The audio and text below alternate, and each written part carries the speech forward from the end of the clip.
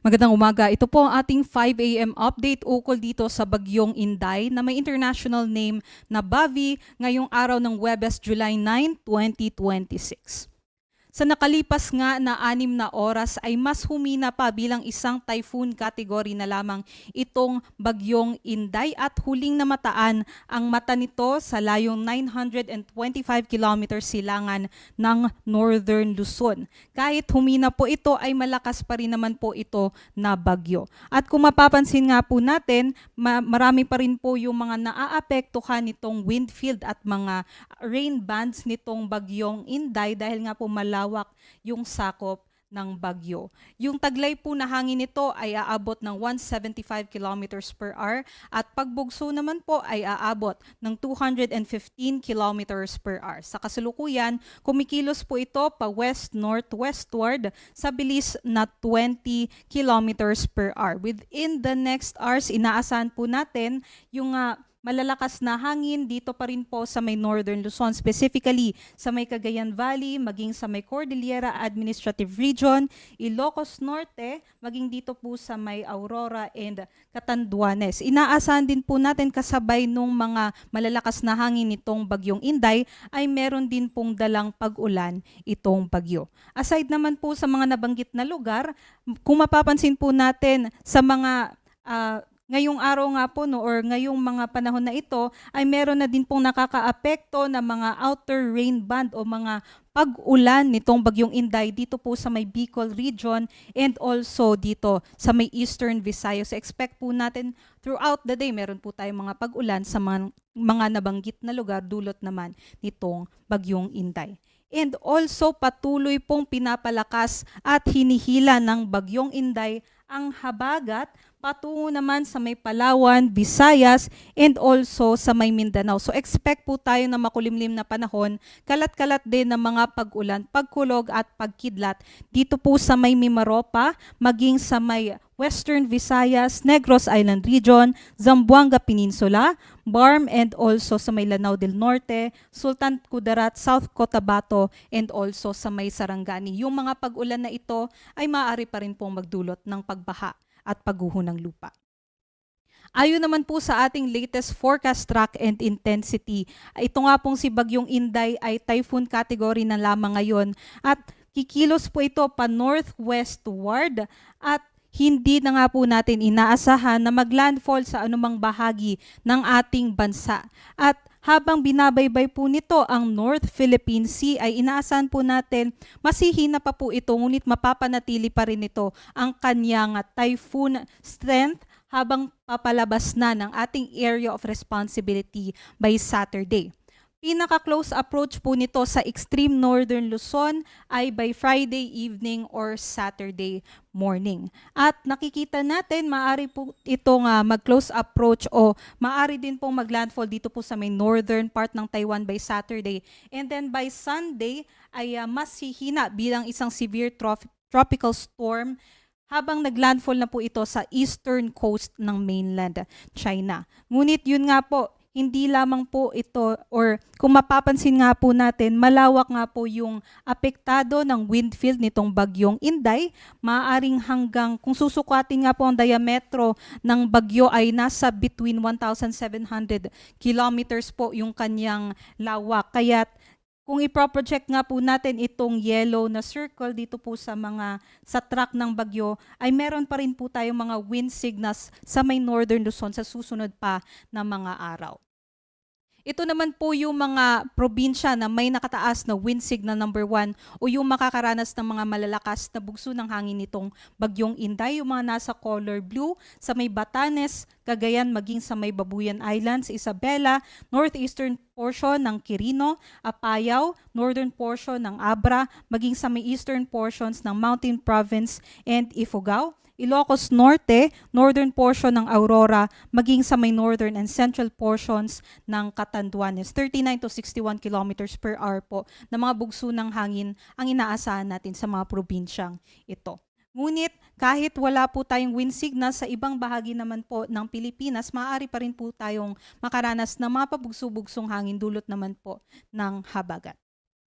Ito naman po yung ating rainfall forecast na makikita sa ating weather advisory. So within 24 hours, makakaranas po ng malalakas sa mga pag-ulan yung ating mga kababayan na nasa probinsya ng Occidental Mindoro, Antique at Negros Occidental. Yung mga nasa yellow po, sila po yung makakaranas ng 50 to 100 millimeters na rainfall. At kung ihalin tulad po natin ito sa balde ng tubig, within 1 square meter, maaring makaranas ng 4 hanggang 8 balde ng tubig na ibinuhos po sa 1 square meter area yung ating mga kababayan dyan. So itong mga pag-ulan na ito ay maaari pong magdulot ng mga localized flooding. So kung nandun po tayo sa mga areas na bahain, mga low-lying areas and also malapit sa mga ilog, ay sana po ay maghanda po yung ating mga kababayan. But aside po dito sa mga probinsya na maaaring makaranas ng 50 to 100 millimeters of rainfall, may kalat-kalat pa rin po tayo ng mga pag-ulan. Dun nga po sa mga nabanggit natin na lugar sa may Cagayan Valley, Cordilleras, Bicol Region, Eastern Visayas, and Ilocos Norte, dulot ng Bagyong Inday, at maging sa may Mimaropa at sa western sections ng Visayas and Mindanao, dulot ng habagat. Pagsapit naman po bukas ay mas lalakas po yung ating mga pag-ulan dulot ng habagat. Dahil nga po, habang binabaybay nito ang habang binabaybay po ng bagyo ang North Philippine Sea, ay hihilahin po ng Bagyong Inday yung habagat patungo dito sa may Palawan and sa may Visayas and Mindanao area.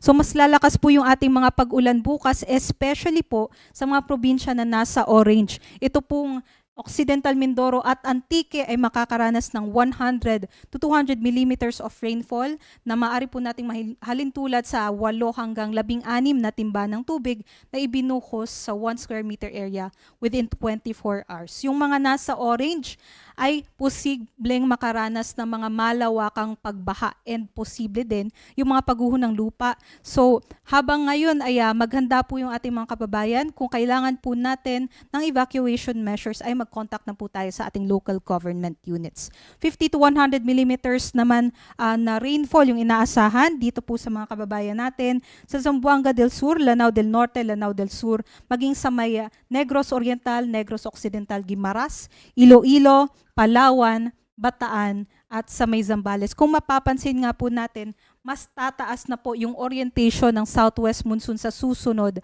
na mga araw. Aside po dyan, yung ating bagyo po ay makaka-apekto pa rin po sa may Batanes. So expect natin yung mga pabugso-bugsong hangin at malalakas sa mga pag-ulan sa may Batanes bukas. Other parts naman po ng ating bansa, especially sa nalalabing bahagi ng Luzon, Visayas, and parts ng Zamboanga Peninsula, may kalat-kalat pa rin po tayo ng mga pag-ulan.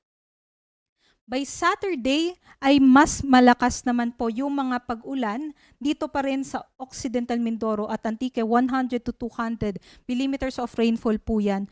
At mas marami na po mga probinsya sa Luzon ang makakaranas ng mga matitinding pag-ulan din.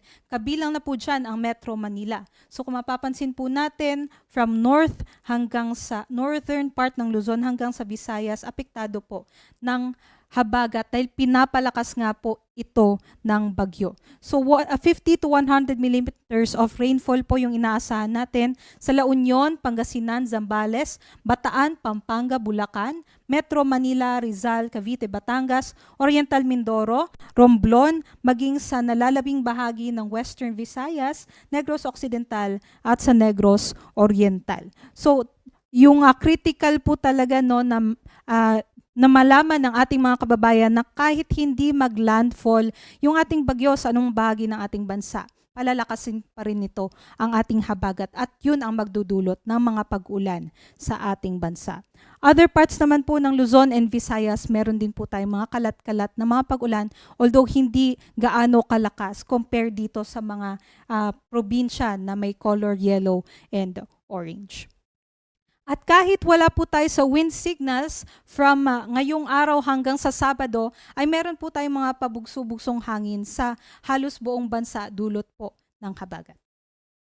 Para naman po sa warnings or yung gale warning natin para sa Dito po sa Pilipinas ay meron po tayong nakataas na gale warning sa may northern and eastern seaboards ng Luzon, maging sa eastern seaboard din ng Visayas dahil nga po sa matataas na mga pag-alon na maaaring umabot ng 5 meters, especially dito malapit sa mga periphery nitong bagyong Inday. So nakataas po yung gale warning natin sa Batanes, northern and eastern coast ng Cagayan, Isabela, northern Aurora, Pulilio Islands, maging sa may eastern coast of Camarines Norte, northern and eastern coast ng Catanduanes, and also sa may northern and eastern coast ng Northern Samar. So, kung may gale warning po tayo, bawal pong maglayag yung ating mga kababayan. All types of sea vessels po ito. At kahit wala po tayong gale warning, dito naman po sa eastern sections or eastern seaboards ng Visayas and seaboards din po ng Mindanao, nasa katamtaman hanggang sa maalon pa rin po yung ating karagatan. So doble ingat pa rin po, especially doon sa maliliit na mga sasakyang pandagat.